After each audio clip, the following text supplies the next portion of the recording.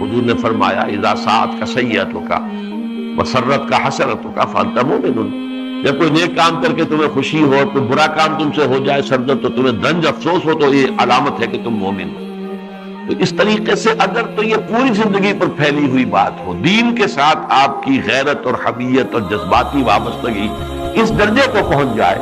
کہ بے دینی چاہے کسی اور میں نظر آ رہی ہے تو اس پر بھی پریشانی ہو، اس پر بھی تکلیف ہو، بے چینی ہو، اپنے اندر ہو جائے تو جس اعتبار سے بھی ہوئی، کاروبار میں ہوئی ہو، گفتار میں ہوئی ہو، بول چال میں ہوئی ہو، جس اعتبار سے بھی ہو جائے تو اتنی ہی بے چین، تب تو ہے یہ ٹھیک۔ اور اگر صرف معاملہ نماز کا ہے تو پھر اس کا مطلب یہ ہے کہ یہ واقعتاً شاہ ولی اللہ دہلوی رحمۃ اللہ علیہ کے اس قول کے تابع بات ہو گئی۔ اس کو انہوں نے بیان کیا ہے کہ جب کوئی عبادت انسان کی عادت بن جائے